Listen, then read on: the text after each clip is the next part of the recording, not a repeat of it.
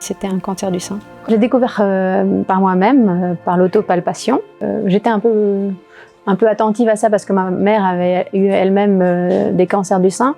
Et j'ai été très vite prise en charge par l'hôpital de La Tour. Enfin, c'était impressionnant.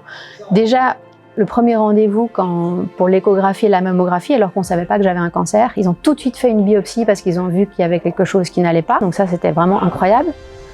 Et après, j'ai tout de suite eu un scan, un PET scan, un IRM. Aujourd'hui, au travers de notre équipe de Tumor Board, il n'est plus envisageable de prendre en charge un cancer du sein tout seul.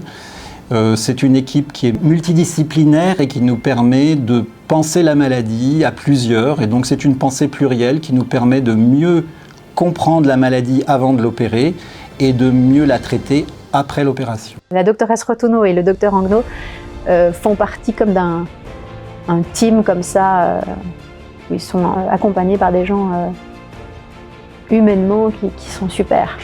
Et ça, c'était très rassurant aussi, parce qu'il y avait tout le corps médical qui était derrière moi et qui a agi très vite. Alors une mastectomie typique, c'est l'ablation au bloc opératoire de l'ensemble de la glande mammaire, et toujours sous anesthésie générale, avec une incision horizontale qui respecte la peau au maximum. L'objectif de la reconstruction mammaire est de restaurer le sang après mastectomie, c'est-à-dire après l'ablation de 1 ou 2 sangs après cancer, afin de redonner aux patientes le sentiment de féminité et de normalité. Et puis ça m'a rassurée. Je me suis dit, waouh, en fait, je vais pas être défigurée, trop défigurée.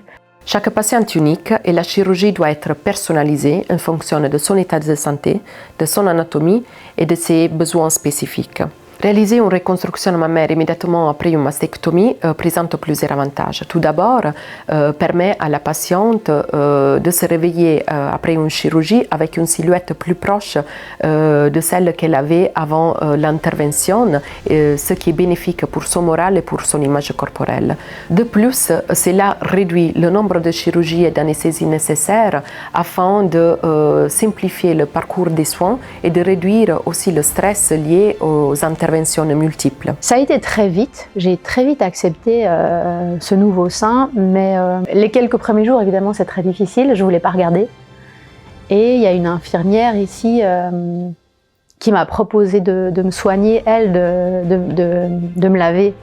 Et ça aussi, c'était très important pour moi parce que je ne voulais pas me toucher au début. Et donc, elle m'a bien aidée à accepter. Et puis au fur et à mesure, la cicatrice, elle est tellement bien faite. La doctoresse Rotuno, elle fait vraiment de l'orfèvrerie, hein. C'est impressionnant. Que ça a été vite très joli à voir et pas problématique pour moi. La reconstruction mammaire peut avoir un impact profond sur le processus de guérison physique et émotionnelle de la patiente. Mon objectif est de fournir à chaque patiente un soutien complet, à la fois médical et émotionnel, tout au long du parcours de guérison. Et la doctoresse Rotuno, elle me paraît... Enfin, son métier, encore plus, me paraît tellement fou. Je me dis, mais comment... Est-ce qu'elle a fait de la couture avant? Est-ce qu'elle a fait de la bijouterie? C'est dingue. Enfin, elle fait un boulot, artistiquement parlant, c'est épatant, quoi.